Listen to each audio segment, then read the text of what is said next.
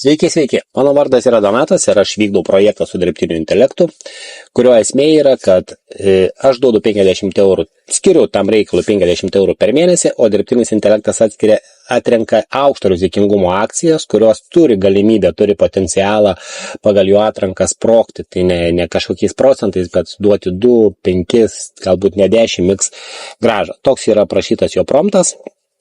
Ir mes tai jau vykdom dabar 9 mėnesį.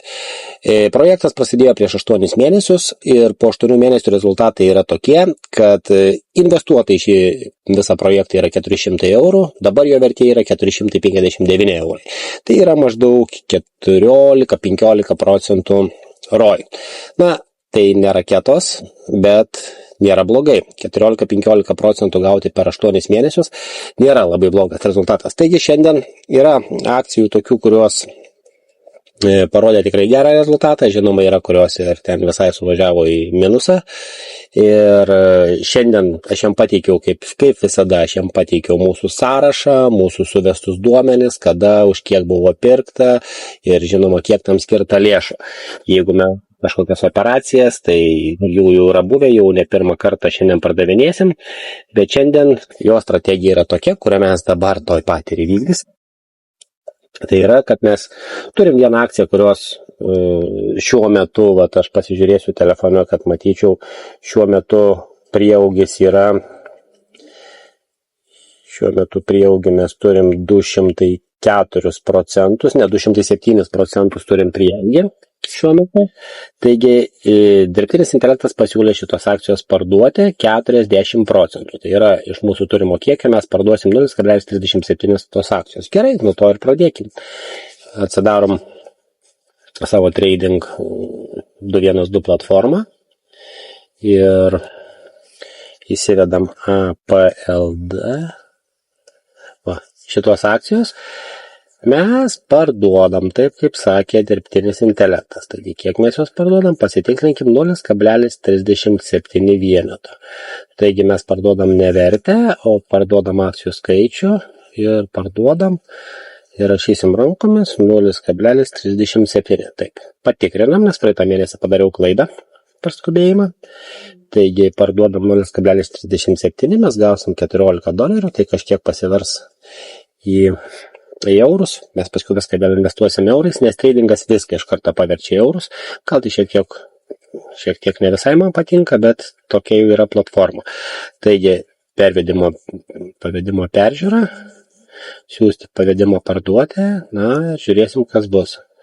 Taip, akcija pardavėm iš karto įvyko pavedimo, vadinasi akcija likvidi, pavedimas yra įvykęs, reiškia, papildomai pinigų atsirado sąskaitoje. Taigi, žiūrim sekančius veiksmus, ką jisai sako daryti. Taigi, toliau dirbtinis intelektas, jis preliminariai paskaičiavo, kad šį mėnesį įnašas yra 52 eurai nuo 50 eurų dėl to, kad praeitą mėnesį aš tiesiog suklydau. Gavosi, kad aš investavau 48 eurus, tai šį mėnesį skolą aš gražinu. Tai jis rašo, kad aš APLD pardaviau maždaug už 15 eurų. Ten, kaip matė, man atrodo, prasidavė už mažiau. Mes ją pirksim paskutinę, kad išleisti tiesiog visus pinigus, nes aš tik tiek sąskaitoju esu palikęs, kiek tam projektui skirta laisvų pinigų. Jis taip prašo, kad priklausys kaino šiuo momentu. Taigi, ką dabar mes darom? Mes pradedam pirkimus. Tai kaip paskirstom pinigus tos, kurios turim, taigi mes ką padarysim, mes pirmą, kadangi ASTS akcijos ir IONQ akcijos siūlo pirkti po 20 eurų, tai mes pradėsim nuo ASTS, o paskiau RKLB akcijos, tiesiog mes jos nupirksim už 27 eurus, o tiek, kiek bus eurų likutis, ta prasme, matysis sąskaitoj, kad nereiktų padaryti papildomų skaičiavimų. Taigi, tą ir padarykim. Vėl grįžtame į Trading 212 platformą, tai mums reikės ASTS pirkti už 20 eurų. Paieškai įsivedam. Taip. ASTS. Neteisingai įvedžiau, ASTS. Mes jau tos akcijos turim. Todėl ją galima ir parduoti, nes jos dabar taps didžiausios portfelyje šitos akcijos, kur perkam, nes jos ir taip yra pagal sumas didžiausias. Darimo pirkti ir dabar mes ne pagal akcijų skaičių pirksim, o pagal vertę. Tiesiog mums reikia, bet jūs dabar kažkodėl pradėjo čia rašyti doleriais. Mes žinot, ką padarykim, mes pakeiskim tiesiog valiutą į eurus ir mes perkam už 20 eurų. Taigi nustatėm 20 eurų, viskas teisinga, perkame AST Space Mobile akciją ir pavedimo peržiūrą už 20 eurų. Kainos svyravimai, pasakykime, nerodyti 20 dienų, aš ir taip žinau, kad akcijų kainos svyruoja, taip siūsti pavedimą pirkti. Pavedimas pateiktas, ir nusipirkoma 0,238 akcijos, ką liepia dirbtinis intelektas. Paprasta, nieko sudėtingo. Gerai, žiūrime, ką jis prašo toliau. IONQ, taip pat pirksime, čia yra kvantinė tema, kvantinių kompiuterių gamintojas, vystytojas, tai IONQ, įvedam IONQ, taip, tos akcijos taip pat jau yra dirbtinio intelekto portfelyje, taigi mes darom pirkti, vėlgi pakeiskim, kad mes sumą nurodysim eurais, perkam už 20 eurų, viskas teisingai, perkam IONQ už 20 eurų, pavedimą peržiūrą, siūsti pavedimą pirkti. Ir nupirkta 0 įsigijom, ką tik 0,661, akcijos, kaip sakė dirbtinis intelektas. Ir dabar paskutinis jau dirbtinio intelekto nurodymas, tai yra nupirkti RKLB akcijos. Tai yra stipriausia ir didžiausia pozicija dabar portfelyje.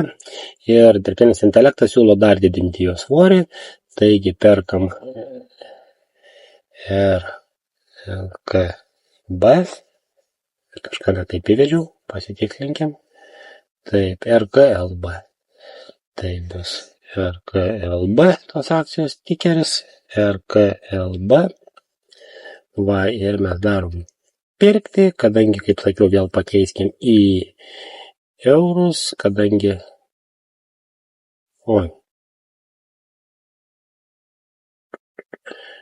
Kažkodėl gaunasi tik už 10 eurų, tai aš vėl būsiu šiek tiek apgavęs dirbtinį intelektą. Gal tie pinigai yra, kurie dabar buvo ką tik parduoti, gal dar jų negalima naudoti.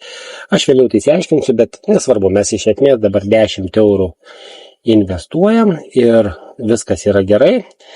Tiesiog įvykdė mėnesio planą, taigi siūsti pavedimą pirkti. Taip, ką tik įsigijom akcijų už 0,16 ir viskas, šį mėnesį projektas įvykdytas ir iki susitikimo kitą mėnesį. Jeigu jums patiko toks turinys, jūs norite sekti šitą projektą, kaip jis vyks dar kažkiek tai metų, nežinau, dabar aš negalvoju apie tai, kada aš jį galėčiau nutraukti, matysim kaip seksis, ar dirbtinis intelektas vis dėlto pradės gaminti raketas, ar nepradės gaminti raketų, tai sekite mano kanalą, spauskite like, pasidalinkite su draugais ir iki susitikimų kitose video.